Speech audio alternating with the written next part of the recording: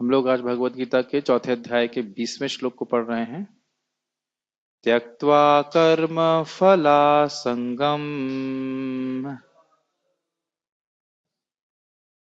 बहुत तेज बोल रहे हैं आप लोग, अगर आप सुबह से खाया नहीं। त्यक्त्वा कर्म फलासंगम नित्य तृप्तो निराश्रयः कर्मण्यभिप्रवृत्तोऽपि नैव किंचित करोति सह।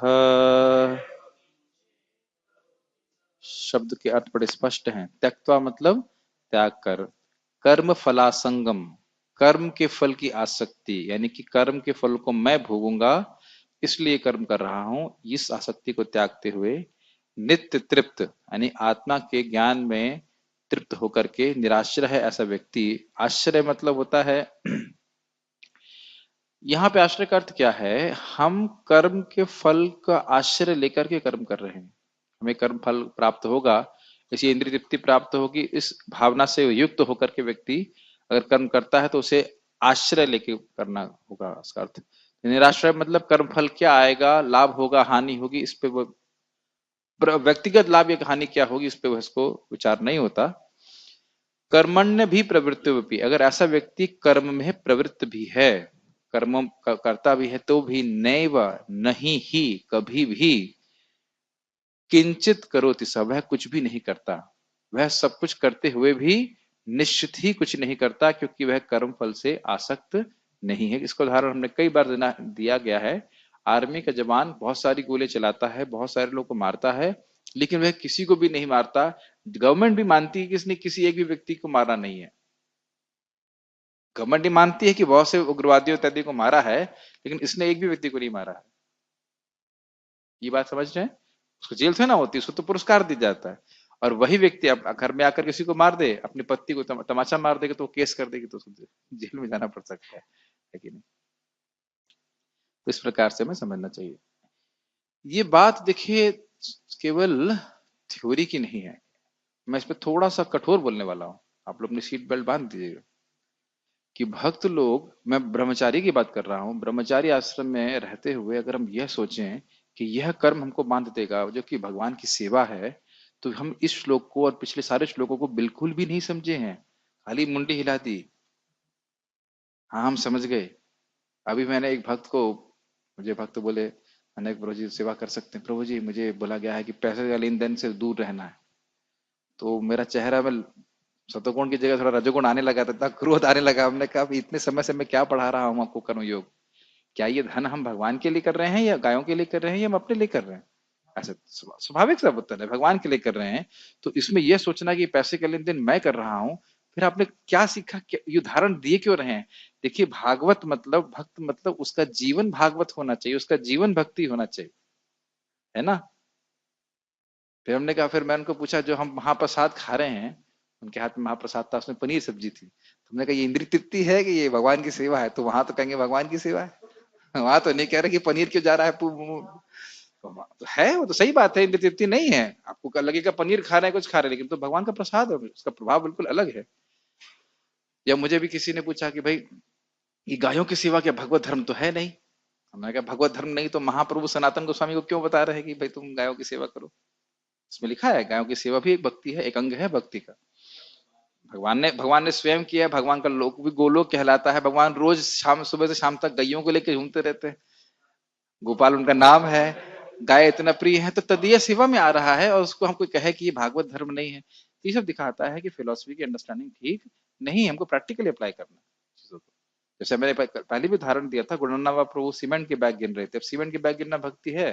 बिल्कुल है। मंदिर के लिए गिन रहे हैं, अपने घर के लिए गिन रहे हो तो भक्ति नहीं है, लेकिन मंदिर के लिए गिन रहे हो तो नहीं। प्रभुपाद जी आप पढ़े होंगे भगवत गीता में, अभी आने वाला है कि व्यक्ति अपने लिए महल नहीं बनाए, लेकिन भगवान के लिए अगर मंदिर बनाता है बहुत सुंदर, तो उसमें उसे रहने का अधिकार है। आए क्यों बताइए? आपने बताया था कि दक्षिण भारत के कुछ संत थे, तो उन्होंने चोरी हाँ, करके मंदिर बनाया था यस, और डकैती करके। डकैती डकैती करवा, एक्चुअली डकैती की नहीं थी। उनसे करवाया चेले था। जो थे वो डकैत थे, तो जो डकैतों से पैसा लेकर के फिर उन्हें रंगनाथ जी का मंदिर बनाया था। अब जो भी हो, खुद के चोर थे या जो नहीं दे रहे थे धन, जो भी रहा हो, मैं कल ही बोल रहा हूं कि किसी वस्तु का संबंध देखो, क्या माया है ये समझ लेना चाहिए। जिस वस्तु का संबंध हम भगवान से नहीं देख रहे हैं वो माया है, उससे बचना चाहिए। अगर आप देख रहे हैं कि धन का उपयोग भगवान की सेवा में हो रहा है तो नहीं हो रहा, हरे कृष्ण, तो वह माया नहीं है, तो हम कर्मफल में आसक्त नहीं। ठीक है, हाँ पढ़ते हैं आगे। अनुवाद। अपने कर्म फलों की सारी आसक्ति को त्याग कर सदैव संतुष्ट तथा स्वतंत्र रहकर वह सभी प्रकार के कार्यों में व्यस्त रहकर भी कोई सकाम कर्म नहीं करता। समझ में आ रहा है तो? गीता भूषण। यह श्लोक इस तथ्य को विस्तार से वर्णन करता है। जब बोल रहे हैं इस तथ्य को विस्तार से वर्णन करता है, मतलब पिछले श्लोक से कनेक्शन है कि कर्म करते हुए भी व्यक्ति अकर्म में स्थित रहता है, वह कर्म फल में नहीं बनता। कर्मों के फल के की आसक्ति को त्यागते हुए और भविष्य में प्राप्त होने वाले, शब्द नहीं यहाँ पे, प्राप्त होने वाले नित्य अनुभव से तृप्त रहते हुए अपने भरण पोषण के लिए किसी अन्य आश्रय को त्यागते हुए ऐसा योग्य व्यक्ति कर्म करते हुए भी कुछ भी नहीं करता। इसको एक एक लाइन को समझने का प्रयास कीजिए। कर्मों की फल की आसक्ति, कर्मों के फल प्राय क्या होते हैं? स्वर्ग प्राप्ति या इस जगत में कुछ लाभ की प्राप्ति, तो उसकी आसक्ति को त्यागते, उसके लिए वो कार्य नहीं करता। एक और भविष्य में प्राप्त होने वाले नित्य अनुभव से तृप्त रहते हुए, इसका अर्थ क्या है? उसका लक्ष्य क्या है? जब आत्मा की शुद्धि हो जाती है तो आत्मा आध्यात्मिक आनंद की अनुभूति करता है। तो उसका जो कर्मों का लक्ष्य है वो क्या है? जगत के भोग नहीं, जो आत्मा का सुख है जो आगे प्राप्त होगा उससे वह तृप्त रहता है। ये लाइन थोड़ा समझना कठिन है। इस जगत की वस्तुएं प्राप्त नहीं हो रही हैं या नहीं हो रही हैं या नहीं हो रही, उससे कोई मतलब नहीं है। उसका गोल जो है, उसकी जो कह सकते हैं, इंग्लिश में कहेंगे his eyes are on the spiritual goal of spiritual bliss, कह सकते हैं। ये बात आप समझ रहे हैं? ये सब बात जब तक नहीं समझेंगे तब तक भक्ति में हम टिक नहीं सकते। प्रभुपाद जी कहते हैं, अगर मैंने आपको बता दिया होता कि शुद्ध भक्ति प्राप्त करने के लिए कितनी मेहनत करनी पड़ेगी तो आप लोग भक्ति कभी करते ही नहीं। ये दिक्कत है। It's not an easy task. शुद्ध भक्त मतलब भगवान उसके कंट्रोल में आ जाएंगे, उसके प्रेम के, तो वह इस बात से तृप्त रहता है। और निराश रहे का अर्थ है कि भरण पोषण कैसे होगा? अरे भाई तुमने आश्रम ज्वाइन कर लिया है, ब्रह्मचारी आश्रम, बुढ़ापे में तुम्हारा कौन ध्यान रखेगा? ऐसी बातें लोग बोलते हैं। तो इस तरह की बातों से व्यक्ति को चिंता नहीं रहती। देखिए, जो माँ के गर्भ में ध्यान रख रहा है वो आगे क्या नहीं ध्यान रखेगा? तो आज भी पनीर खिला रहा है, मतलब भगवान ही भेज रहे हैं प्रसाद, तो आगे भी खिलाएंगे भगवान, क्या दिक्कत? हमारा भरण पोषण कौन करेगा, ये इसकी कौन गारंटी है? मैं तो बहुत सारे बूढ़े को देख रहा हूँ जिनके 12-12 बच्चे थे और आज वो अकेले यस, हैं, तो यस। वो भी हमें गारंटी नहीं है। तो ये जो, अरे फाइनली एक नंबर पॉइंट के लिए तो पॉइंट ये है कि भरण पोषण करने वाले भगवान है। वस्तुतः बहुत सुंदर बात आदि पुरुष गुरु कह रहे थे कि अगर आप यज्ञ कर रहे हो तो भूखे मरने की तो कोई मतलब ही नहीं है। अगर हम भक्ति कर रहे हैं, जप कर रहे हैं, यज्ञ कर रहे हैं, प्रभु के लिए कुर्सी लेकर अगर हम कोई यज्ञ कर रहे हैं, यज्ञमय जीवन समझ रहे हैं ना, क्योंकि हमारे जो आज हमारा जो भरण पोषण हो रहा है, जो भी कुछ है वो देवताओं की व्यवस्था से हो रहा है, ना कि हमारे धन से। तो जब हम लोग यज्ञ करते हैं तो भगवान स्वाभाविक रूप से उनको आज्ञा दे देते हैं, भाई इनकी इस व्यक्ति की व्यवस्था आपने आप करना। बल्कि हम तो ये कहना एक तरह से गलत भी हो गया कि जो भक्ति करता है उसके भरण पोषण की व्यवस्था तो स्वयं भगवान करते हैं, स्वयं भगवान करते हैं। इस प्रकार से चिंता नहीं करना चाहिए। यह आरुरुक्षु की स्थिति का वर्णन है, जो लक्ष्य की प्राप्ति का इच्छुक है। आरुरुक्षु मतलब जो चढ़ रहा है योग पथ पे ऊपर, और जिसमें कर्म के अनुष्ठान के बहाने ज्ञान में निष्ठा को ही संपादित किया जाता है। कहने का अर्थ कि वह निष्काम कर्म कर रहा है, लेकिन उसका लक्ष्य क्या है? उसका लक्ष्य है कि मुझे आत्मज्ञान प्राप्त हो, मुझे आध्यात्मिक ज्ञान प्राप्त हो, मेरा अविद्या नष्ट हो जाए, भगवान से मेरा संबंध जागृत हो जाए। इस चीज को आप और आसानी से समझ पाएंगे 11:55 के आधार पर। मत कर्म कृन मत परमो मद भक्त संग वर्जितः। मेरे लिए कर्म करो मत कर्म नहीं, मेरे लिए कर्म करता है ऐसा कहना चाहिए। मत कर्म कृन मत परमो, मुझे ही अपने जीवन का परम लाभ मानता है। इसका अर्थ क्या था कि मैं जो संबंध मेरा भगवान से है उसको जागृत करना ही उस भक्त का मुख्य उद्देश्य। मत कर्म कृन मत परमो, मद भक्त मेरे भक्त बनता है। मद भक्तो संग वर्जित, यहाँ पे भी संग वर्ज शब्द आया था कि संग से दूर रहता है। तो संग वर्जित मतलब भौतिक आसक्ति से रहित और निर्वैर सर्वभूतेषु, सभी जीवों के प्रति वैरता के भाव से दूर रहता है, ऐसा व्यक्ति मेरे पास आता है। तो बड़ा स्पष्ट है कि विज्ञान है जिसको हमें समझना पड़ेगा। तो अब कृष्ण के लिए कर्म कर रहे हैं, अगर वह दिख रहा है तो फिर पीछे नहीं हटना चाहिए। मैं कल भरतपुर में था, कल संडे था क्या? हाँ, तो वहां पे एक आर्मी के व्यक्ति थे, उनको एक युद्ध में गोली लग गई थी। मैंने कहा जब आप उग्रवादियों पे गोली चला रहे थे तो कभी सोचते थे गोली कितने रुपए की आती है? गोली लगी कि नहीं, गोली खत्म हो गई तो क्या? कुछ भी नहीं सोचते ना, एक के बाद एक मैगजीन लगाते हैं, चलाते जाते। कोई डर है? कहते नहीं प्रभु जी, कोई डर नहीं, कोई डर नहीं था, खूब चला रहे थे। अब मैंने कहा घर में आकर के एक भी गोली चलाओगे? कहते नहीं नहीं नहीं, वो क्यों चलाएंगे? तो अगर भगवान के लिए कोई कार्य है, ये आपको दिख गया तो फिर पीछे हटना ही नहीं, सोचना ही नहीं है, सीधे भगवान के लिए कुछ भी नहीं सोचना उसमें, कोई कर नहीं है। अगर नहीं दिख रहा है तो जिसके पास चश्मा है उससे पूछ लीजिए। मतलब मैं चश्मा नहीं, मैं कहने का मतलब है जिसको ज्ञान है कि इसका संबंध भगवान से क्या है, वो बता देगा। इसीलिए गुरु की आवश्यकता होती है, क्योंकि आप कहीं कहीं देख रहे हैं कि संबंध है, कहीं कहीं देख रहे हैं संबंध नहीं, हम नहीं देख पाते। जैसे बड़े वही गुरु नानक प्रभु का एग्जाम्पल, वो प्रभुपाद से पूछे, प्रभुपाद मैं सीमेंट की बोरे गिन रहा हूँ, बाकी लोग हरे कृष्णा कर रहे हैं। प्रभुपाद ने कहा यह भी शुद्ध भक्ति है, कि गुरु के माध्यम से कर रहे हैं। तो ये आवश्यक है कि हम समझें कि क्या है। नहीं तो आप देखिए, अभी प्रभु जी ने एक बार प्रश्न उठाया था कि अंत लास्ट का जो इंस्ट्रक्शन है सर्वधर्मान परित्यज्य, क्या ये सही बात है गीता में? बिल्कुल सही बात है, इससे कोई गलत नहीं है। इस सारी भगवत गीता के बाद शास्त्री जी को दीजिए माइक, अर्जुन ने क्या किया? करिस्वचनम दबा। हाँ वो तो ठीक है, किया क्या फिर उसके बाद? भगवान भगवान की प्रसन्नता के लिए युद्ध किया। युद्ध किया? मैं तो सुना बाद में वो जप करने चले गए थे। भगवान के जब प्रसन्नता रहती तो जब भी कर लेते, जब में रहते थे। हाँ, लेकिन भगवान ने उनसे कहा, उनसे चाहते थे कि वो युद्ध करें, तो भगवान खुद ही युद्ध कर लेते, उनकी अर्जुन की युद्ध कराने की क्या जरूरत थी? भगवान तो सर्वशक्तिमान है। आपको याद है, ये सब प्रश्न हम लोग चौथे अध्याय की शुरुआत में कर चुके हैं। भगवान तो सबको मार देते, खत्म होता, क्या दिक्कत थी? उत्तर दीजिए, गीता क्या था अर्थ? एक टाइप से भगवान ने मारा, बस अर्जुन अ, एक एक टाइप से मैं निमित्त कह रहा थे। सीधे सीधे भगवान कृष्ण पर चक्र चला देते, मार देते, तो अर्जुन को लगाने की क्या जरूरत थी? और निमित्त मात्र थे। हाँ, और दूसरा उसी तरह से आप जानते हो कि अमृत महोत्सव महाराज बोलते हैं कि भाई सारा कुछ तो भगवान ही कर रहे थे, देवताओं को क्यों लगाए? तो महाराज बोलते हैं कि भगवान ऐसा नहीं, भगवान सब कुछ करते रहे और भक्त बैठकर गांजा पिए। ऐसा नहीं है, तो भक्तों को भी कुछ करना होता है। बस यही देखना है कि अभी प्रभुपाद बहुत सुंदर बातें बोलने वाले हैं, आप ध्यान से देखिएगा कि जितना हम अपने आप को इंस्ट्रूमेंट के रूप में देख पाएंगे, उतना ही कोई भी भगवत संबंधी कार्य करने में हिचक नहीं होगी। ये बहुत इंपॉर्टेंट बात है, जितना हम अपने आप को इंस्ट्रूमेंट के रूप में देख पाएंगे। अब वो तकलीफ ये है कि हम अपने आप को इंस्ट्रूमेंट के रूप में देख पा रहे हैं या नहीं, इंस्ट्रूमेंट समझ रहे हैं, निमित्त के रूप में देख पा रहे हैं या नहीं देख पा रहे।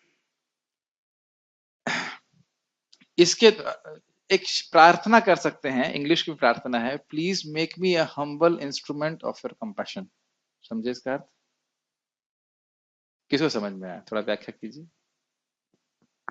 Make me a humble instrument of your compassion. Compassion मतलब दया, दया का यंत्र बनाए, मतलब तो आपने अनुवाद किया, मैं इसका अर्थ पूछ रहा हूँ। आपकी कृपा, भगवान की कृपा भक्तों के माध्यम से होती है, तो मेरे माध्यम से आपकी कृपा दूसरों तक पहुंचे, लेकिन मैं उसका कोई क्रेडिट नहीं लूं कि मैंने इनको भक्त बनाया है, इनको मैंने, और बहुत बहुत लोग बोल भी सकते हैं आपके प्रवचन से हमको बड़ी प्रेरणा मिली है, ये है वो है, लेकिन उसका मैं क्रेडिट नहीं लूं। बहुत सुंदर प्रार्थना है गुरु महाराज की, सुना था मैंने, make me humble instrument of your compassion. ये प्रार्थना हम रोज ही कर सकते हैं। ये सब वो किस तरह से होगा? किसी बात को हम प्रसाद दे सकते हैं, किसी को हम प्रवचन दे सकते हैं, किसी को हम कोई व्यवहार अच्छा लग सकता है, हो सकता है कीर्तन सुनकर के वो आकर्षित हो जाए, किसी तरह वह कृष्णोन्मुख हो जाए, ये बात। भगवान का नाम हम दे सकें किसी को, किसी भी तरह से। जैसे कि इस ग्रुप में चाइनीज लोग जुड़ रहे हैं, अभी मुझे पता नहीं कि क्यों जुड़ रहे हैं और उसका क्या उद्देश्य है भगवान का, मुझे नहीं पता। जबकि उसमें लिखा भी है हिंदी में। एनीहाउ, इसी के द्वारा विकर्म अथवा काम्य कर्म के बंधकत्व के स्वरूप को समझना चाहिए।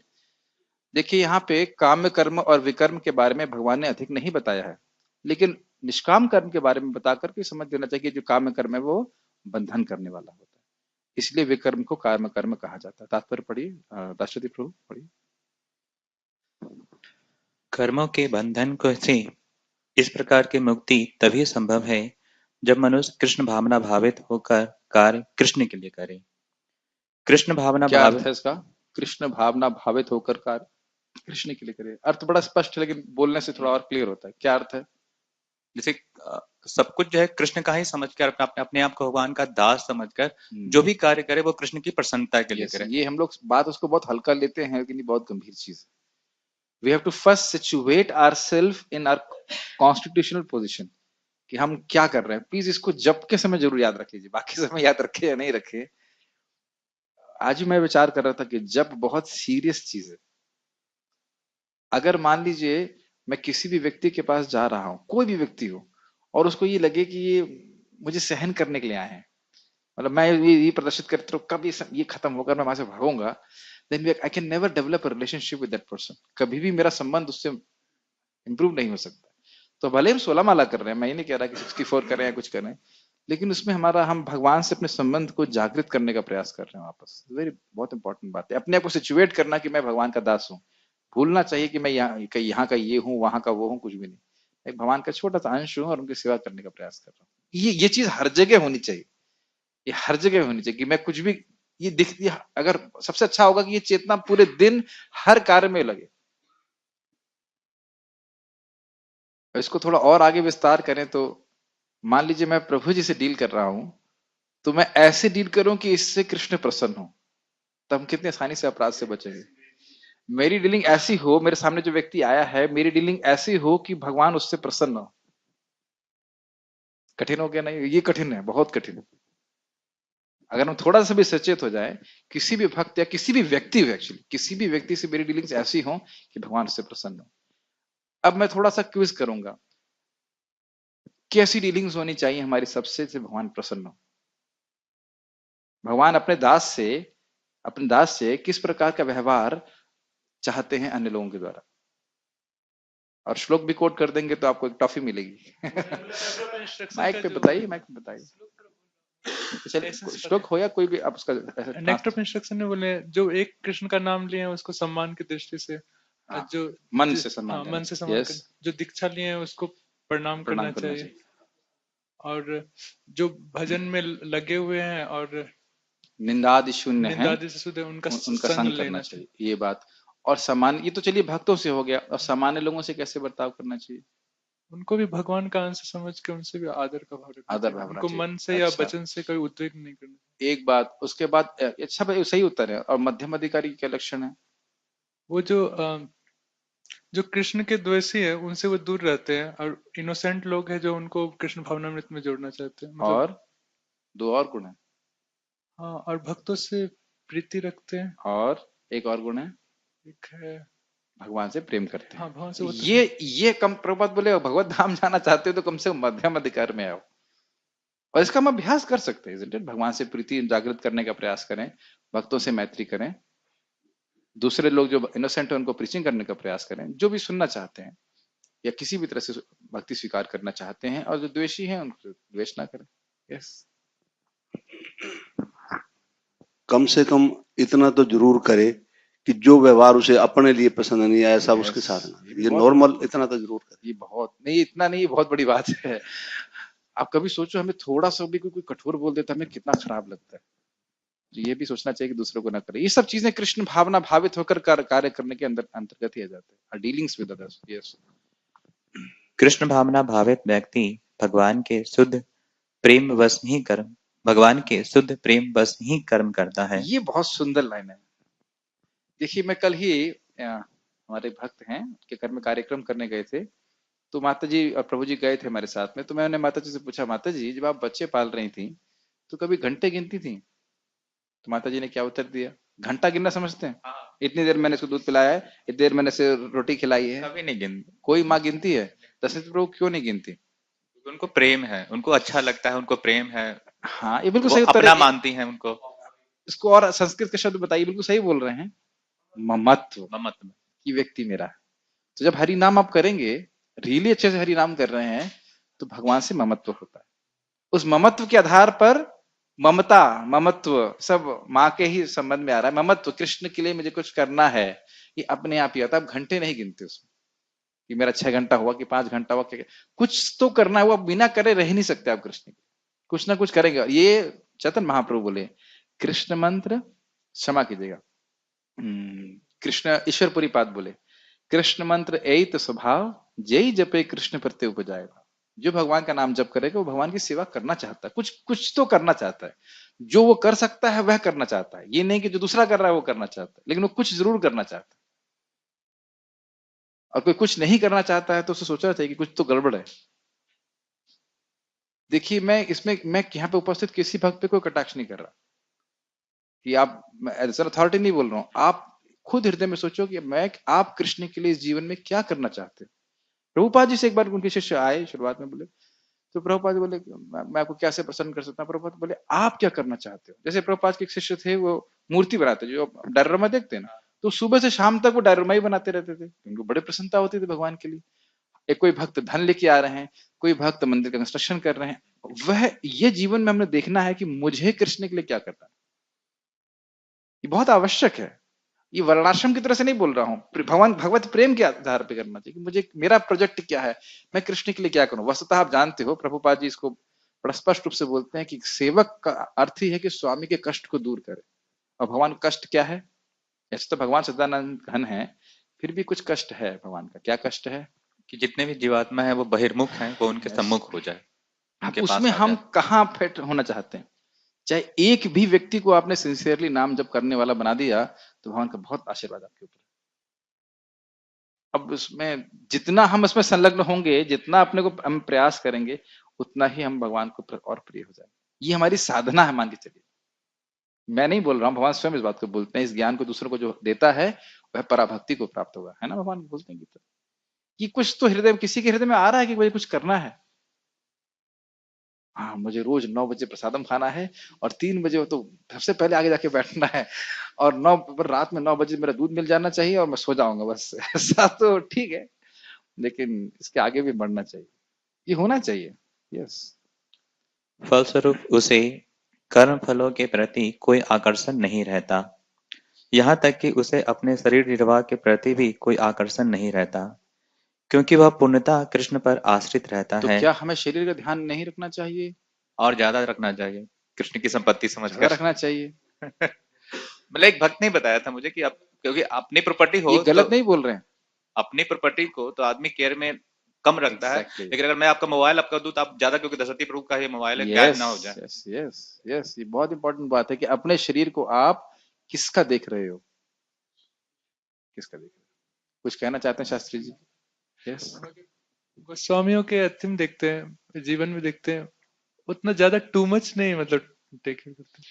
प्रभुपाद जी के जीवन में क्या देखते हैं। प्रभुपाद जी भी तो बहुत ज्यादा कहा, इतना हार्ड 1.5 घंटा प्रभुपाद रोज मसाज करते थे, करवाते। मगर उतना प्रभुपाद जी इसको बोलते हैं ऐसे हेल्थ की दृष्टि से देखेंगे, उतना ओल्ड एज थे, 2 बार हार्ट अटैक भी आया था, फिर भी तो करता भक्ति है। नहीं रोकना एक अलग चीज है, लेकिन शरीर के स्वास्थ्य का ध्यान न रखना एक अलग चीज है। ये बहुत इंपॉर्टेंट है भाई। अपने पास वो शरीर से आसक्त नहीं है, वह सेवा से आसक्त है। और दूसरा भक्ति विनोद ठाकुर जी की बात है कि जानते हैं हम, बात यह कि सिद्धांत तो हम चर्चा कर लेते हैं, लेकिन प्रैक्टिकल लेवल पे हम कहाँ पे आते हैं। अगर जरा सा भी सर दर्द होगा तो मैं कहूंगा मंगल आरती नहीं जाऊंगा, पेट दर्द होगा तो मैं जप नहीं करूंगा। ये तो हम सबकी स्थिति है कि नहीं, है ही, स्वाभाविक सी बात है। और फिर दूसरी तरफ मैं कहूँ गोस्वामी का लेवल, हाँ ये स्थिति आ जाए कि देह स्मृति नहीं जार, संसार बंधन कहाँ तार, तो ठीक है। आपको याद ही नहीं कि हमारा देह है कि नहीं, वो तो अलग बात है। प्रहलाद महाराज के स्तर पर नहीं है। एक बात मैं बोलते रहना चाहूंगा, भले आप स्वीकार करो या ना करो, लेकिन जो व्यक्ति जिसका जो अधिकार होता है, जब वो उसके अनुसार कार्य करता है, मेरी वाणी नहीं है, भगवान कृष्ण की वाणी है 11वें स्कंद, उसके लिए वही करना ठीक रहता है। अगर हम भूख से परेशान होते हैं तो हम माधवेंद्र पुरी पाद की तरह अगर नहीं कर सकते, नहीं कर सकते मतलब नहीं कर सकते। और आपको अगर नाम में इतना रस आ रहा है कि 16 क्यों, 16,000 क्यों नहीं, आपको याद ही नहीं रहेगा कि अरे कब खाया था लास्ट टाइम।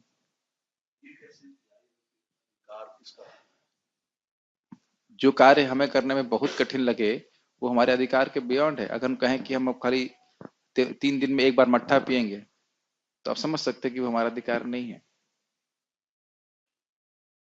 वो तो फिर गुरु वैष्णव से चर्चा कर लेना चाहिए, प्राय इस प्रकार से नहीं होता। तो ये चीज है, यहाँ बोला जा रहा है आकर्षण नहीं होता। अब आकर्षण लोगों का शरीर निर्वाह के लिए क्यों होता है, आप बताइए दशरथ प्रभु। क्योंकि वो भोग करना चाहते भोग हैं, करना वो चाहते अट्रैक्ट करना चाहते हैं दूसरों को। यस, भक्त भगवान को अट्रैक्ट करने के लिए वो बस। अपने अपने शरीर को अब रखता है। ये नहीं कि भक्त लोग नया नया स्वेटर, नई नई वस्तुएं पहने, एक शॉल है तो 6 शॉल खरीद ले, आज मंडे को ये पहनूंगा, ट्यूसडे को ये पहनूंगा, बीड बैग मैच करना चाहिए मेरे कुर्ते से, ये सब हम देख रहे हैं होते हुए, ऐसा था ना कि यह सब जो है शरीर का आकर्षण बढ़ाने वाली वस्तु। परम पूज्य राधा गोविंद महाराज जी बता रहे थे, उनके एक भक्त जब बीमार पड़ गए तो वो कह रहे थे कि ये शरीर नाव की तरह है, इसको हमें बहुत ज्यादा डेकोरेट नहीं रखना है, लेकिन इतना भी नहीं करना है कि इसमें छेद हो जाए। यस, बहुत अच्छा छेद हो बात गया है। तो फिर आप कैसे पार कर पाओगे? यस यस, ये बात हमने कितने सारे सीनियर डिवोटीज को भी देखा है जो अपने शरीर का ध्यान रखते हैं भगवान की सेवा के लिए। ठीक है, देखिए हम जब कस के बीमार पड़ जाते हैं तब हम सारी फिलोसफी भूल जाते हैं। क्यों महाराज जी, आप बीमार पड़ गए थे तब क्या सोच रहे थे आप? तब जब तो कर रहे थे, लेकिन जब अच्छा हो रहा था आपका। अब खुद सोचो, ईमानदारी से बोलो, जब बुखार हो जाता तो जब में हमको रुचि होती है क्या? बताइए, माइक पे बताइए, आपको जब में रुचि होती है जब बुखार हो जाता है? ठीक तो अभी भी नहीं है प्रभु जी, ना बुखार में थे। नहीं, ऐसा तो नहीं कह सकते। जब हम लोग स्वस्थ रहते हैं, कब एकाग्रता से जब करते हैं तो हमको टेस्ट होता है, ऐसा तो नहीं कह सकते। लेकिन वो जो शरीर बंधन है भाई, ईमानदार होने में क्या दिक्कत है? शरीर अभी हमको परेशान करता है, अगर पाँव में कांटा चुभ जाए तो हमें दिक्कत होती है। भले ही हम शरीर नहीं है, लेकिन इतना स्वीकार करने में क्या तकलीफ है कि अभी हम पूरी तरह शरीर की चेतना से बाहर नहीं है। योग करो, मैं नहीं करता था, और मैं 10-15 मिनट भी मंदिर में नहीं बैठ पाता था, इतना बैक पेन होता था मुझे। 6-7 साल पहले प्रभु जी को भी याद होगा कि मैं नहीं बैठ पाता था। फिर मैंने थोड़ा किया अपना, और आज मैं अच्छा बैठ पाता हूं। पहले प्रभु जी शरीर नहीं थे, अब शरीर हो गए। नहीं, शरीर नहीं, शरीर हो गए। नहीं, हम लोग इस तो बात को समझ नहीं पाते हैं। मैंने देखा, हम लोग समझ नहीं पाते हैं कि अगर हमारा शरीर ठीक नहीं है तो हम भक्ति ठीक से नहीं कर पाएंगे। ये बात है, जैसे माइक ठीक से नहीं होगा तो हम रिकॉर्डिंग ठीक से नहीं कर पाएंगे। Very important. अब ठीक है, नहीं समझ में आ रहा तो मत करिए, ठीक है, क्या कह सकते हैं, लेकिन यह चीज हमारे हमको प्रभावित करता है। सर, भाव के स्तर तक शरीर का ध्यान रखना है, श्रील भक्ति ठाकुर जी बोलते हैं। भाव के स्तर पे हैं आप लोग क्या? ठीक है, नहीं है, मुझे पता है। तो भाव के स्तर पे नहीं है तो शरीर का ध्यान रखना पड़ेगा। और नहीं तो आज ऐसा करिए, 12 बजे सोइएगा और 2 बजे उठ जाइएगा। एक दिन 2 घंटा सो जाइए, फिर देखिए कैसे माला होता है। इतना तो इसमें कोई डिस्कशन की पॉइंट ही नहीं है। सोने के बाद भी होता है नहीं तो तो कष्ट होता है। तो इसीलिए भगवान आगे बोल रहे हैं युक्त हार विहारस्थ। क्यों बोल रहे हैं युक्त हार विहारस्थ? युक्त चेष्टस्य कर्मसु युक्त सपनावबोधस्य योगो भवति दुःख। Regulation is very important in Krishna consciousness. अब उसका जो सिद्धांत है हर एक के लिए अलग अलग हो सकता है, लेकिन आप स्वास्थ्य का ध्यान नहीं रखेंगे तो दिक्कत है। याद है महाराज जी बोल रहे थे, वृंदावन चंद्र महाराज भक्ति सिंधु क्लास में, एक भक्त थे, हैं, स्वास्थ्य का ध्यान नहीं रखते थे, फिर 2 महीने के लिए भक्ति नहीं कर पाए। आप बोल रहे, चीज ध्यान रखने वाला उसका वो जो वो सिद्धांत ही है, प्रिंसिपल, ये डिटेल्स अलग अलग हो सकते हैं, कौन कैसे अपने स्वास्थ्य का ध्यान रखता है। यस, वह न तो किसी वस्तु को प्राप्त करना चाहता है और न अपनी वस्तुओं की रक्षा करना चाहता है। वह अपनी पूर्ण सामर्थ्य से अपना कर्तव्य करता है और कृष्ण पर सब कुछ छोड़ देता है। ये लाइन बहुत अच्छी है। जब हम लोग अपने कार्य कर रहे हैं भगवान की सेवा के भी, तो ये नहीं सोच रहे थे करने वाली तो कृष्ण ही है, मैं तो एक चम्मच मात्र हूं, अब अच्छा हो या नहीं हो उसमें कोई मतलब नहीं। उसको जो आपका प्रयास है उसमें पूरा आपको शक्ति लगानी है, चाहे वो नाम जप हो, चाहे भागवत प्रवचन हो, चाहे कोई भी सेवा कर रहे हैं, लेकिन उसका फल क्या प्राप्त होगा उस पे हमें वो भगवान पे छोड़ देना चाहिए। ये बहुत इंपॉर्टेंट है, क्योंकि बहुत बार लोग जब जप करते हैं कहते हैं हमको रुचि नहीं मिल रही है, ये नहीं हो रहा है, वो नहीं हो रहा है। और कभी कभी देखेंगे अकस्मात हमको बहुत अच्छा लगता है हरिनाम करने में, कुछ भी नहीं किया हमने और अकस्मात प्राप्त होने लगता है, तो ये ध्यान देना चाहिए, इसको प्रकाशित करने वाले भगवान है, हमें उनके ऊपर छोड़ देना चाहिए कि वह उसका फल देंगे। फल तो मिलता ही है, भक्ति का ऐसा कोई कार्य करेगा उसमें फल प्राप्त नहीं होगा, ऐसा हो ही नहीं सकता। लेकिन अभी प्रत्यक्षतः कौन सा फल प्राप्त हो रहा नहीं हो रहा, उस पर व्यक्ति को चिंता नहीं करना चाहिए। जीव को समझ उदाहरण को देते हैं कि कुछ लोग गंगा जी के तट पर बालू छानते हैं। उसका उद्देश्य क्या होता है? सोना प्राप्त करना। तो छानते छानते प्राय कुछ नहीं मिलता, बालू ही छन जाती है, लेकिन कदाचित उनको थोड़ा सा सोना प्राप्त हो जाता है। उसी प्रकार से साधक को लगे रहना चाहिए। इसको भगवान आगे भी बोलेंगे 6 अध्याय में कि परेशान मत हो जाओ, छोड़ मत दो भक्ति को या योग के प्रोसेस को, तो तभी तुम्हें सिद्धि प्राप्त नहीं हुई। कभी अच्छा लगेगा कभी नहीं लगेगा, उससे कोई मतलब नहीं है। अपना जो रोज का नियम है वो करते रहना चाहिए। कुछ कहना चाहिए? रमाकांत प्रभु जी बता रहे थे कि परमार्थ के कार्य जो है वो सफल होते ही होते हैं। जो भी हम हाँ, परमार्थ के कार्य करते हैं, परमार्थ भगवान के लिए जो भी कार्य है उसमें कोई तो वो निष्फलता सफल नहीं। होता ही है। अमोघा भगवत भक्ति, भगवान की भक्ति अमोघ होती है। कुछ कहना चाहते नहीं? ऐसा अनासक्त व्यक्ति शुभ अशुभ कर्म फलों से मुक्त रहता है। अतः कृष्ण भावना अमृत से रहित कोई भी कार्य करता पर बंधन स्वरूप होता है, और विकर्म का यही असली स्वरूप है, जैसा कि पहले बताया जा अभी चुका हमने है। टीका में पढ़ा था ना, विकर्म ही काम कर्म ही विकर्म कहलाता है। क्यों कहलाता है प्रभु जी? मैंने माइक आपके हाथ में है, आपको पूछना इसलिए। बात बहुत कभी कभी मुझे लगता है बहुत सिंपल सी बात है, लेकिन शायद हमने उसको रजिस्टर नहीं किया। क्या पूछा आपने? ये विकर्म को विकर्म काम्य कर्म को विकर्म क्यों कहा जा रहा है? काम्य कर्म क्या होता है? मतलब काम कर्म, अपने लिए कर्म करना। हाँ, अब सकाम कर्म, सकाम भोग कर्म, के लिए। हाँ। उसे विकर्म क्यों कहा गया? क्योंकि वो जितना ज्यादा हम करेंगे हम वो भोग में बनते चले जाएंगे। Yes, वो हमारा जो है yes, पुनरावृत्ति कराता very चला good। जाएगा। वो हमारे अपने स्वरूप को हम भूलते चले जाएंगे। गुड, ठीक। एक श्लोक और देखेंगे। निराशीर्यत चित्तात्मा त्यक्त सर्व परिग्रह शारीरम केवलम कर्म कुर्वन्नाप्नोति किल्बिषम। निराशी बड़ा स्पष्ट है। आशा समझते हैं आप? आशा समझते हैं तो निराशा, कोई आशा, निराशी, इसकी कोई इस जगत में भोग आशा नहीं है। देखो इतना तो समझ में आ रहा होगा आप में से कोई भी व्यक्ति यहाँ पे स्वर्ग नहीं जाना चाहता। जाना चाहता है? अच्छा, महाराज लेकिन कहते हैं स्वर्ग नहीं जाना चाहते हो लेकिन अमेरिका जाना चाहते हो। कहता है वैकुंठ नहीं जाएंगे लेकिन अमेरिका जरूर चले जाएंगे। तो लेकिन वस्तुतः स्वर्ग जाने की इच्छा तो नहीं है। अब आप ये बताइए कि क्यों नहीं है? इसमें कोई कठिन बात नहीं, क्यों नहीं है स्वर्ग जाने की इच्छा? स्वर्ग, क्योंकि शास्त्रों से पता चला कि वहां का भी सुख क्षणिक है। वहां भी जो है वो राग देश वगैरह जो है ही। Very nice. तो अपने गंतव्य का या हम जिस प्रोडक्ट को बाय कर रहे हैं उसके लिए खरीदना चाहते हैं कोई प्रोडक्ट, तो उसके गुण और दोष को देख लेना चाहिए। कॉस्ट टू वैल्यू रेशियो समझ, इसकी इसका प्राइस ये है और उसकी वैल्यू ये है। ये व्यक्ति अंदाजा लगा करके सेलेक्ट करता है ना, ये चीज अच्छी है, इसकी अच्छी है। कस्टमर रिव्यूज देख लेता है। तो ये भगवान शास्त्र के द्वारा हमें रिव्यू दे देते हैं कि इसकी रेटिंग बहुत लो है, ये बहुत जल्दी सहिष्णु है। सहिष्णु समझते हैं? क्षणभंगुर है, बहुत थोड़े समय के लिए। और हम समझ रहे हैं कि हम आत्मा है, हमें शाश्वत स्थान चाहिए। तो बार बार शास्त्र सुनने से व्यक्ति इन चीजों से विरक्त हो जाता है। ये श्रवण का इस मामले में बहुत प्रभाव होता है। हृदय में है आसक्ति हमारी, क्या कहते हैं उसको, पूजा लाभ प्रतिष्ठा इत्यादि की। लेकिन जब हम बार बार सुनते हैं कि हम आत्मा हैं और जो कि सत्य बात है और इसका कोई संबंध नहीं, तो धीरे धीरे इसकी आसक्ति भी समाप्त होती है। मेरे कहने का अर्थ है हमारा विवेक डेवलप होता है। हमने पहले भी शब्द यूज किए थे, सद असद विवेक, क्या शाश्वत है और क्या अशाश्वत है, इसका विवेक जागृत होने लगता है। बहुत ये बातें बड़ी अपने को प्रभु जी कितनी बार बोल चुके हो, क्या ये जागृत हुआ है? और अगर नहीं जागृत हुआ, जागृत हो गया है, तो क्यों भक्त लोग भक्ति छोड़ दे रहे हैं? क्योंकि समझ ही नहीं आ रहा कि क्या शाश्वत है और क्या अशाश्वत है ना?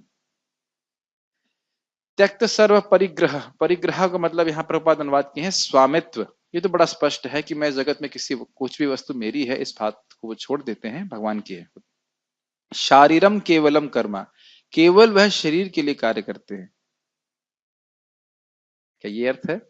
नहीं, केवल शरीर धारण हो जाए उसके लिए, निर्वाह करने के लिए। इसको आगे के आचार्यों में 5वें स्कंद में 5वें अध्याय के दूसरे या तीसरे श्लोक में टीका में कर रहे हैं कि जीव गोस्वामी जी का कमेंट है कि वो कहते हैं केवल शरीर निर्वाह नहीं, भक्ति निर्वाह के लिए धन अर्जन करता है। शरीर निर्वाह करने के लिए बहुत कम चाहिए, लेकिन भक्ति निर्वाह करने के लिए कुछ चाहिए होता है। इस चीज को दूसरे अध्याय में भी भागवतम के विश्वनाथ चक्रवर्ती ठाकुर जी कहते हैं। हाँ, लाभ जीव जाता में बता रहे थे कि भक्ति जो कर रहा है वह उसे भक्ति करने के लिए भी कुछ धन चाहिए, भगवान को पूजा करने के लिए, भगवान को भोग लगाने के लिए, तो वह धन वह अर्जित करता है ताकि भगवान की सेवा हो सके।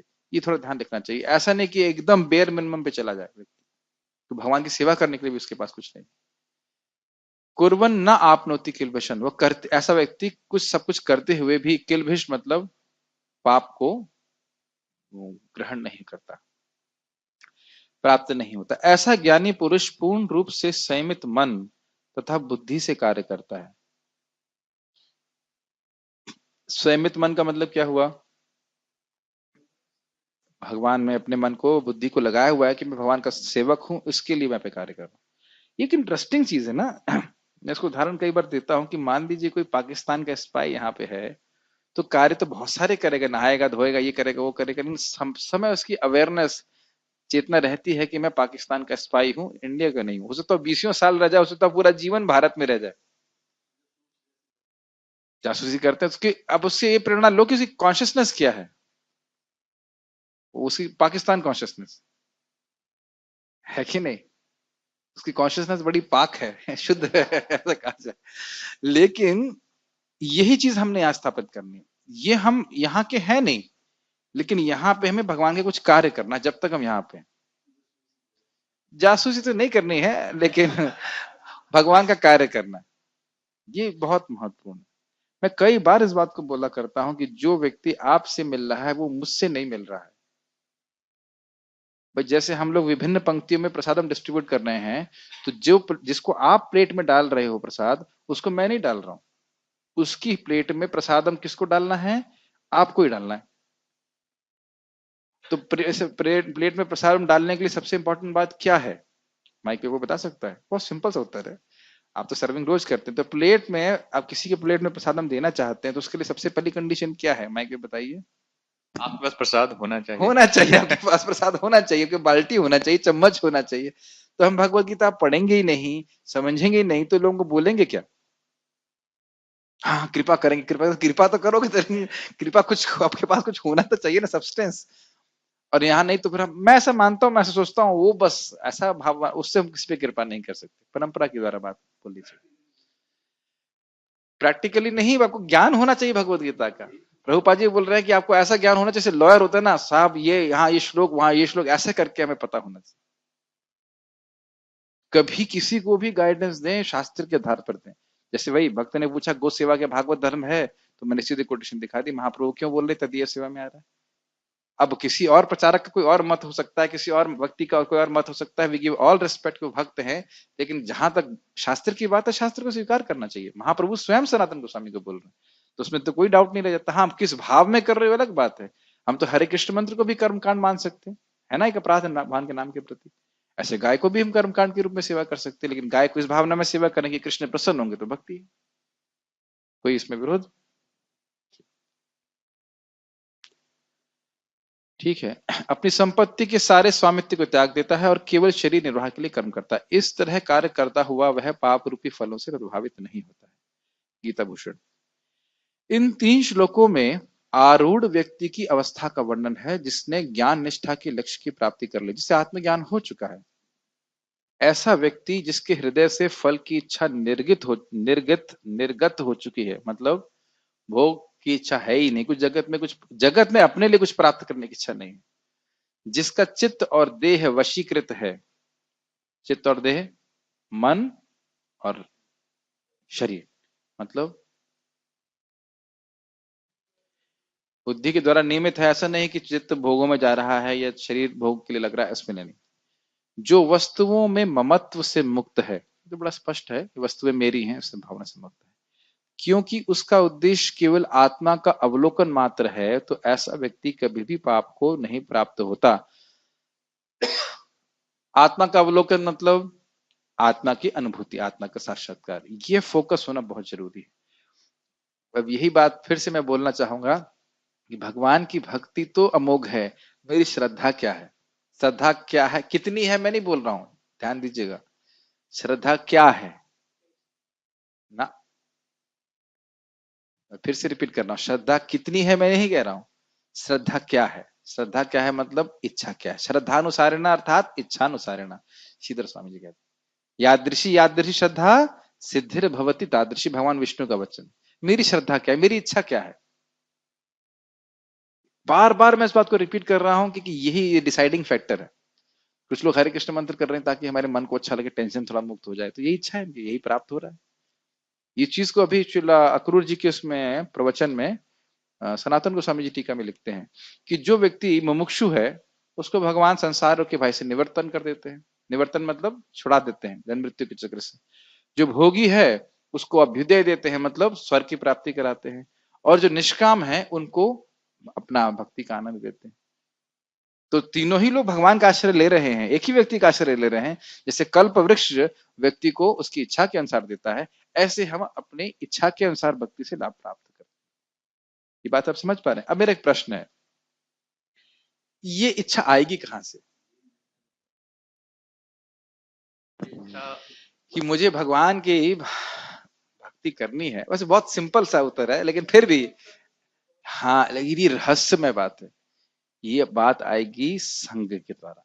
जिन भक्तों की इस प्रकार की इच्छा है कि मुझे भगवत भक्ति ही प्राप्त हो, उनके संग के द्वारा हमको ये प्राप्त हो। इस संग बड़ा ट्रांसफॉर्मेशनल चीज। जो व्यक्ति लगा पड़ा है कि भाई वो सारे कार्य, जो कुछ भी कार्य कर रहा हो, उसकी इच्छा है कि मुझे भगवान के प्रेम प्राप्त हो जाए, भगवान का प्रेम प्राप्त हो जाए, इसी लक्ष्य में लगा है। सिंसियर एंड सीरियस जिसे कहा जाए। सिंसियर मतलब और कोई मोटिवेशन नहीं, और सीरियसली भक्ति में लगा हुआ है, ऐसे संग से प्राप्त होगा। और इतना विवेक हो जाए अगर कि ये भाई इन लोग का हम संग कर रहे हैं, इनका थोड़ा गड़बड़ है, इनको शायद भक्ति नहीं, भक्ति चाहिए शायद लेकिन थोड़ा बाद में। जैसे एक भक्त विनोद कर रहे थे, कह रहे थे Krishna please purify my heart but not now. भगवान मेरे हृदय को शुद्ध कर दीजिए लेकिन अभी नहीं, थोड़ी देर के बाद। तो ये अगर ऐसा है तो we still give them respect, जो कुछ कर रहे हैं भक्ति, लेकिन भक्ति में तो है लेकिन भक्ति नहीं चाहते। क्या अर्थ है? भक्ति तो कर रहे हैं लेकिन ये चाहिए वो भी चाहिए, वो भी भक्ति कैसे भी करो ठीक है, वो सब सही बात है, लेकिन इस प्रकार का कोई भक्त है जिसकी, और अपने हृदय में भी देखना चाहिए मुझे क्या चाहिए। और ये कैसे प्राप्त होगा? प्रभुपाद जी के ग्रंथ पढ़ करके, आचार्यों की कमेंट्रीज को पढ़ते हैं, टीकाओं को पढ़ते हैं, उनका संग प्राप्त होता है, श्रवण करते हैं। तो जो उसका हृदय की इच्छा है वह उसकी वाणी के द्वारा उसमें प्रवेश करके प्राप्त होती है। कितनी बार प्रभुपाद जी का आप तात्पर्य पढ़ेंगे तो आपको लगेगा कि हाँ मैं यहाँ पे गलत था और प्रभुपाद मुझे करेक्शन दे रहे हैं, ऐसा नहीं करना चाहिए। बड़े प्रेम से करेक्शन दे रहे हैं, गुस्सा भी नहीं हो रहे, बड़े प्रेम से करेक्शन दे रहे हैं, ये चीज ठीक नहीं। प्रभुपाद इसको बहुत इंपॉर्टेंट है, प्रभुपाद जी ग्रंथों को पढ़ना। ठीक है, यद्यपि वह अपने, मैं खाली इस बात पे बोला था, आत्मा का अवलोकन मात्र, लक्ष्य एकदम हमारा फोकस है। एक छोटी सी बात और, अगर आप दिल्ली से वृंदावन आ रहे हो तो लगातार आपको कुछ ना कुछ रिजेक्ट करते रहना पड़ेगा। क्या? Very nice, stoppage. बहुत सारे जो गलियां कट रही ना इधर, कि यहाँ होटल में रुक जाओ या कोई और स्थान पे रुक जाओ, पलवल में रुक जाओ, वहां सेब पड़े हो, सेब खा लो, अनार का जूस पी लो ना, बस में या गाड़ी में बैठे रहना है और रिजेक्शन करते रहना है। और एक बात और ध्यान रखनी है कि आपको दिख रहा है कि कौन सी रोड किधर जा रही है, और आप जान रहे हो कि यहां मुझे इस रोड को नहीं पकड़ना है, मुझे यहां नहीं जाना है। ये देखिए, ये बात ध्यान रखिए, महाप्रभु इस बात को बोल रहे हैं, मैं खाली आपको उदाहरण के रूप में बोल रहा हूं कि भक्ति के साथ साथ जो उपशाखा हैं उनको पकड़ना है। पकड़ना है, पकड़ना मतलब नोटिस करना कि क्या उपशाखा है। आज ही मैंने पूछा, आप खेती करने से काफी चीज समझ में आ रही है, गेहूं में घास नहीं निकालनी पड़ती? हाँ साहब, घास निकालनी पड़ती है, नहीं तो गेहूं हाँ खरपतवार निकालनी पड़ती, नहीं तो गेहूं उगने नहीं देगा वो। एकदम पहला ही उत्तर था किसान का। तो सेम चीज, ये हमारे हृदय में कहीं पूजा लाभ प्रतिष्ठा की इच्छा आ रही तो उसे डिटेक्ट करके उसे उखाड़ फेंकना कि नहीं ये नहीं चाहिए मुझे। और ध्यान दीजिएगा कि भगवान कृष्ण इस प्रकार के प्रलोभन देंगे, भक्ति कर रहे हैं तो दिए जाएंगे। ये बहुत महत्वपूर्ण है। महाराज जी बता रहे थे ना, स्त्रियां सेवा करना चाहती हैं, सोचते हैं बहुत बड़े आप भक्त हो, ये वो पहला उनको विश्वास होता है, हम उनको साधु की सेवा करेंगे हमारा उत्थान होगा। उत्थान का मतलब कुछ भी हो सकता है। जिस प्रकार की होगा, या और लोग भी महान बाप को पैर छूना चाहेंगे। महाराज बोल रहे थे बस रोक कर माला पहना देते अभी तो कह रहे थे अब तो भक्ति का हम नाटक मात्र कर रहे हैं, फिर भी लोग इतना सम्मान करते हैं। तो इससे समझ लेना, इसको अंदर से ही रिजेक्ट करते रहना चाहिए विवेक से। तो ये ध्यान देना चाहिए, फोकस रहना चाहिए। इसीलिए श्रवण कीर्तन बहुत जरूरी है। यद्यपि वह अपने शरीर के निर्वाह के लिए भौतिक पदार्थों को एकत्रित करने के लिए कर्म करता है, फिर भी वह पाप से लिप्त नहीं रहता, क्योंकि शरीर धारण करने का उद्देश्य क्या है? आत्मा का अवलोकन, भक्ति करना। तात्पर्य पढ़िए। क्या नाम आपका? भूल के नाम है, नहीं, अनुपम कृष्ण। यस। कृष्ण भावना भावित व्यक्ति कर्म करते समय कभी भी शुभ या अशुभ फल की आशा नहीं रखता। एक छोटी सी बात बोलना चाहता हूँ। जैसे हमारे प्रभु जी हैं, ये जिले में नौकरी कर रहे हैं, किस लिए? जिले के डायरेक्टर से प्रेम है क्या? नहीं, लोन चुकाना है तो अब देखिए, आप निरासक्त भाव से काम करते हो कि नहीं? आप लगता है कि जिले में कितना नुकसान हो रहा है, कितना उत्थान हो रहा है, कुछ नहीं, टाइम पास कर रहे हैं यहाँ पे, लोन चुके और यहाँ से निकले। एकदम स्पष्ट हो जाता है। मैं खुद भी एनटीपीसी में काम कर रहा था, क्यों भाई? लोन चुकाना, बस निकले यहाँ से। तो उसी प्रकार से भगवान के भक्त जो हैं वो जगत के कार्यों को करते हैं, लेकिन उनका उद्देश्य भगवान की प्रीति है। उनका, आपका उद्देश्य क्या है? यहाँ पे रह करके भक्तों के संग में रहें, प्रैक्टिकल अपने जीवन से शिक्षा लेकर के उसको अप्लाई कर लेना चाहिए भक्ति। पढ़िए। उसके मन तथा बुद्धि पूर्णतया वश में होते हैं। अच्छा, ये क्या मतलब है? शुभ या अशुभ फल की आशा नहीं रखता, इसका मतलब क्या है? अरे इनको माइक आपके हाथ में है, उत्तर बताइए क्या मतलब है। मैं ऐसे शास्त्र पढ़ता हूं तो बड़ा अच्छा लगता है। प्रश्न कीजिए कि क्यों। शुभ कर्म का क्या फायदा होता है? मतलब इससे उसको क्या मिलेगा? भाई प्रतिष्ठा प्राप्त हो सकती है, स्वर्ग प्राप्त हो सकता है। अशुभ से क्या होगा? नरक जाना पड़ सकता है। तो भक्त इस बारे में नहीं सोचते। इस बात में अर्जुन सोच रहे थे ना, मैं अपने गुरु को मारूंगा तो मेरे को नरक प्राप्त होगा, बाद में सोच रहे थे? नहीं, भगवान के लिए कार्य करते। यस। वह जानता है कि, जैसे महाराज बता रहे थे, क्या कह रहे थे भाई, ये प्रचार करनेंगे तो ये बंधन लगेगा, कुछ लोग ऐसा बोलते हैं। महाराज जैसे प्रवचन में बोल रहे थे, तो क्या बंधन हो या कुछ भी हो, भगवान के लिए, प्रसन्नता के लिए हमें प्रचार करना है। प्रभुपाद जी इसको अपने तात्पर्य में लिखते हैं, अगर कृष्ण भावना के भक्त 16 माला का जप करते हैं, 4 नियमों का पालन कर रहे हैं, तो उनकी जो किताब बेचना, किताब बेचे इतना धन आया, धन नहीं आया, यह भी उनके आंतरिक कृष्ण भावना के अनुशीलन से भिन्न नहीं है। मैं हिंदी में अनुवाद किया, their dealings with the material world in the sense of how many books were sold and how many books were purchased is not different from internal cultivation of Krishna consciousness, provided they chant the 16 rounds and follow regulative principles. इस बात को पकड़ के रखिए। यहां साधना में कमी हुई तो फिर हम कर्मी बन जाते हैं। जैसे एक भक्त मुझे बता रहे थे कि पदयात्रा में एक भक्त था, वो 100 गीता करके आता था, लेकिन शाम को आके बीड़ी पीता था तो ये कोई गीता का वितरण नहीं है, ठीक। वो चला गया, बहुत दिन तक भक्ति नहीं कर पाया। वह जानता है कि वह परमेश्वर का भिन्न अंश है, अतः अंश रूप में उसके द्वारा संपन्न कोई भी कर्म उसका ना होकर उसके माध्यम से परमेश्वर द्वारा संपन्न किया होता है।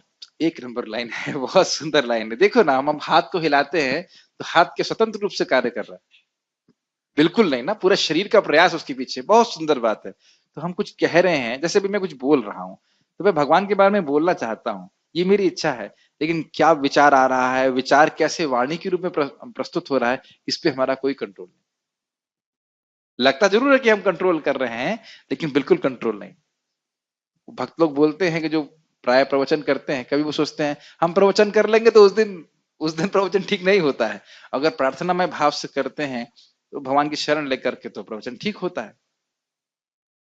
तो ये बात हमें समझनी चाहिए कि जो कार्य भी संपन्न कोई कर पा रहा है, वो भगवान की शक्ति के द्वारा ही कर पा रहा है। यदि यद विभूति मत सत्वम श्रीमद ऊर्जित एवं तत्त देवावगच्छत्वम मम तेजोंश संभवम। गीता में आप जानते हो इस बात को। कोई भी विभूति, कोई भी कुछ कार्य कर रहा है। अब इसका प्रैक्टिकल एप्लीकेशन एक और बात है कि अगर कोई व्यक्ति कोई भी अच्छा कार्य कर पा रहा है और हम उससे द्वेष कर रहे हैं, तो हम किससे द्वेष कर रहे हैं भाइयों? भगवान से। किसी से भी कोई द्वेष है और कोई भी अच्छा कार्य कर रहा है तो हम भगवान से द्वेष कर रहे हैं। और मान लीजिए हृदय में द्वेष आए तो कम से कम डिटेक्ट तो कर ले। ये भी बहुत बड़ा एडवांसमेंट, बहुत बड़ा एडवांसमेंट। ठीक है, जब हाथ हिलता है तो यह स्वेच्छा से नहीं हिलता, अपितु सारे शरीर की चेष्टा से हिलता है। कृष्ण भावना भावित एक छोटा व्यक्ति सा बात बोलना चाहता हूँ। महाप्रभु जगन्नाथ रथ यात्रा में एक एक भौतिक सा कुछ काव्य गाते थे जो लड़के लड़की के भाव को प्रकाशित करने वाला है। तो उस पे उसका जो असली भाव था उसके आधार पर जो श्रीमती राधा रानी का भाव कृष्ण के प्रति है उसको कविताबद्ध रूप में शिला रूप गोस्वामी ने किया। और जब रूप गोस्वामी ने लिख दिया उसको तो महाप्रभु प्रेम से थप्पड़ मारे इनको। थप्पड़ मत तो शब्द नहीं कहना चाहिए, चपत से लगाए। बोले कि तुमने मेरे हृदय की बात को कैसे समझा, इसे कैसे समझ में आ गया मेरे हृदय की बात। तो जहां तक मुझे स्मरण आ रहा, रामानंद राय जी वो बोलते हैं, कहते हैं कि आपकी कृपा के बिना कौन आपको समझ सकता है। तो महाप्रभु कहते हैं कि हाँ, जब मैंने इनका नम्र व्यवहार देखा तो मैंने इनके ऊपर सारा शक्ति संचार किया। यही चीज सनातन गोस्वामी के इसमें था। सनातन गोस्वामी को 2 महीने शिक्षा दिए, फिर बोले महाप्रभु को बोले आपने इतना आशीर्वाद दीजिए कि अपने चरण मेरे सर पे रखिए और आशीर्वाद दीजिए कि जो जो आपने बोला है वो मुझे स्फुरित हो। तो महाप्रभु अपना हाथ उनके ऊपर रखते। तो वस्तुतः भगवान की कृपा से ये सारा ज्ञान हमें समझ में आता है। मैं खाली ये बोल रहा था कि कोई व्यक्ति समझ पा रहा है, कुछ कर पा रहा है, तो किसकी कृपा से हो रहा है? भगवत कृपा से हो रहा है। ये बात समझना चाहिए। बहुत कृष्ण अच्छा बात है, भगवत कृपा बढ़िया चीज है। क्या श्लोक है वो? पंगु लंगायते गिरम। श्लोक कैसे शुरू होता है? नहीं, शुरुआत कैसे होता है? मूकम करोति वाचालम। कितना अद्भुत है। मूकम करोति वाचालम पंगुम लंघायते गिरम यद कृपा तमहम वंदे श्री गुरु तारणम परमानंद भावम। भगवान गुरु और भगवान की कृपा से कोई कुछ भी कर सकता है। मुख व्यक्ति कैसे बोल सकता है? सब कुछ हो सकता है। सबसे बड़ा प्रमाण तो यही है कि 90 साल की उम्र में चैतन्य चरितामृत लिख दिया। इतना सर्वश्रेष्ठ ग्रंथ, इतना अद्भुत ग्रंथ लिखा, एकदम कहीं कोई मिस्टेक ही नहीं। अद्भुत दिव्य ग्रंथ लिखा है। प्रभुपाद जी भी धारणा है कि इस प्रकार से लिखा है। जो 12 साल में लिख दी वो हम 1200 साल में समझ नहीं पाएंगे शायद, है कि नहीं? तो ये बड़ा गौर गोविंद महाराज भी कहते थे कि blessing can make impossible possible. Yes. और इसीलिए भगवान की कृपा, गुरु की कृपा का ही हम लोग यहाँ पे आत्मा का अवलोकन नहीं, उनकी कृपा प्राप्त करने का हम प्रयास कर रहे। कृपा से हम समझ पाएंगे। यस, लेकिन बिना प्रयास के नहीं होगी। ब्लेसिंग ही होती रहेगी तो फिर ठीक है, रजाई अच्छी है और जाड़ा भी चल रहा है और ब्लेसिंग प्राप्त हो जाएगी। God helps those who help themselves. पढ़िए। कृष्ण भावना भावित व्यक्ति भगवत इच्छा का अनुगामी होता है, क्योंकि उसकी निजी इंद्रिय तृप्ति की कोई कामना नहीं अब होती। 4 बज गए, आज लग रहा है भगवान की इच्छा नहीं है कि मैं मंगल आरती जाऊं। क्या क्या और 9 बजे जब प्रसादम होता है तब तो कहेंगे लाग तो भगवान की इच्छा है कि मैं प्रसाद पाऊं। ऐसा नहीं होना चाहिए। यस। वह यंत्र के एक पुर्जे की भांति हिलता डुलता है। जिस प्रकार रख रखाव के लिए पुर्जे को तेल और सफाई की आवश्यकता पड़ती है, उसी प्रकार कृष्ण भावना भावित व्यक्ति कर्म के द्वारा अपना निर्वाह करता रहता है, जिससे वह भगवान की दिव्य प्रेमा भक्ति करने के लिए ठीक बना इस रहे। पे शास्त्री जी कुछ कमेंट करेंगे। शास्त्री जी कमेंट कीजिए आप। अच्छा, छोटे छोटे शास्त्री आप बताइए क्या कमेंट है इसके ऊपर। समझ नहीं आया? कितना सुंदर। समझ में आ गया। बताइए, बात ये समझाइए। है कि प्रभुपाद जी कुछ एनालॉजी सेट कर रहे हैं। ये कह रहे जैसे कि गाड़ी का ख्याल रखते हैं, राइट, गंतव्य तक पहुंचने के लिए। ये गाड़ी तो है पुर्जे जो बताया गया इसमें। देखिए, हम लोग भगवान को उपमा दी जा रही है पूरी गाड़ी की, और एक जीव का उसके एक नट बोल्ट से उपमा दी जा रही है। इंस्ट्रूमेंट।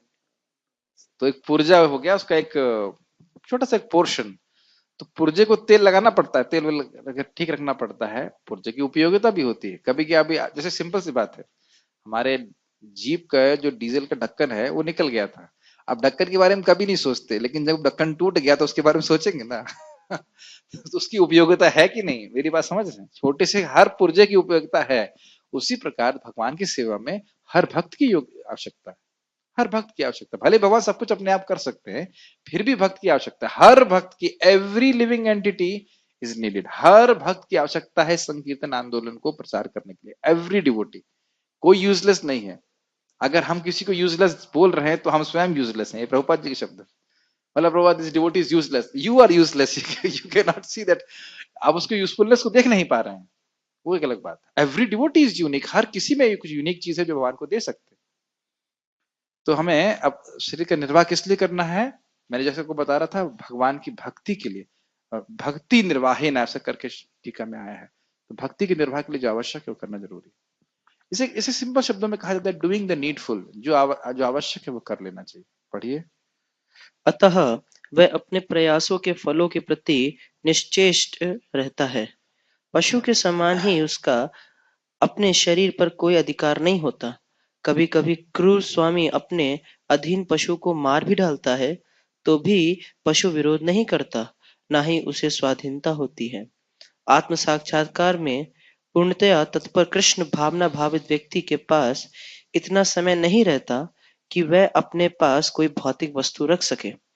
अपने जीवन निर्वाह के लिए उसे अनुचित साधनों के द्वारा धन संग्रह करने की आवश्यकता नहीं रहती। ये थोड़ा समझ लीजिए, ये भौतिक वस्तु रखे, आपके पास स्मार्टफोन है तो माइक में बताइए। जी प्रभु जी। अच्छा, मेरे पास है जी प्रभु और जी। लैपटॉप है, तो ये क्या बोल रहे हैं भौतिक वस्तु नहीं रखना? ये तो हम लोग धोखेबाजी कर रहे हैं। नहीं नहीं, इनका कनेक्शन किससे देख रहे हैं ये जरूरी। यस, ऐसी वस्तु को ना रखे जो हमें भोग के संपादन करने के लिए रखे। भोग संपादन के लिए वस्तु नहीं रखनी। उसका कारण समझ लीजिए, जितनी वस्तुएं बढ़ाएंगे वो हर वस्तु हमको बोलती रहेगी मेरा उपयोग करो। तो जितनी वस्तुएं हमारे भगवान की भक्ति के लिए आवश्यक है, बस उतना ही बढ़ाइए। रख लीजिए, आप एक स्वेटर पहन रहे हैं, दूसरा स्वेटर रख लीजिए, वो बोलता रहेगा मेरे को पहना नहीं बहुत दिन से। एक टोपी पहने है, दूसरी टोपी रख लीजिए, अरे कब पहनोगे मेरे को। तो हमारा चित्त जो है उन चीजों से, भगवान से हटकर उन वस्तुओं में जाके, जितना हमें आवश्यक है उतना ही रहना चाहिए, और हमें बहुत कम आवश्यकता होती है। ठीक है ना, ये बात बोली जा रही है। यस। अतः वह तो बहुत ऐसे अच्छी बात भक्ति सामित महाराज बोले, भगवान के लिए सब कुछ, अपने लिए सबसे कम। बहुत अच्छा है ना। प्रभुपाद जी कितने सुंदर सुंदर मंदिर बनाए, अपने लिए कुछ नहीं, बहुत सिंपल जीवन जी। एक बार एक सन्यासी बोले थे, भक्ति वैभव महाराज, हो सकता है आप लोग सोचे कि सन्यासी के जीवन तो बहुत बढ़िया है, हमारे पास 50 सेट है मोजे के, क्योंकि इतने लोग डोनेशन देते रहते हैं, मोजा ये वो, लेकिन ये बहुत बड़ा हेडेक है, सब लोग देते ही रहते हैं। तो ये कोई बहुत अच्छा जीवन नहीं है वो, उस तरह से, मतलब कि बहुत सम्मान मिल रहा है, ये सारा कुछ हो रहा है इस तरह से, ऐसे तो बहुत अच्छा जीवन। हाँ पढ़िए। मैंने भी इस संबंध में महाराज भक्तिनाथ महाराज की बात सुनी थी, बड़ी सुंदर बात कह रहे थे कि जब आप खुद खूब भगवान को देते हैं तब आपको खुद ये समझ में आता है कि मुझे कितना कम चाहिए। यस, बहुत अच्छा। और भगवान को देने की लालसा बढ़ती चली जाती है, वो कम नहीं होती। आप प्रचार करने सोचे कि आप 2 लोगों को प्रचार करें, बहुत हो गया, बस बस एक को ही तो करना था, ऐसा नहीं है। आपकी इच्छा बढ़ती चली जाएगी, और लोगों को प्रीचिंग करें, और लोग कनेक्ट करें। भगवान की सेवा का जो लालसा वो बढ़ती चली जाती है। सेवा का बेनिफिट क्या है? सेवा, क्योंकि सेवा से सुख मिलता है। भुंजे सेवा सुख, सेवा के द्वारा ही भक्त को सुख मिलता है। जितनी वो सेवा करेंगे और सेवा करने की इच्छा होती है। ये बात पढ़िए। अतः वह ऐसे भौतिक पापों से कल्मशग्रस्त नहीं होता, वह अपने समस्त कर्म फलों से मुक्त रहता है। स्टॉप है। श्रीमद् भगवद गीता की जय। श्रील प्रभुपाद।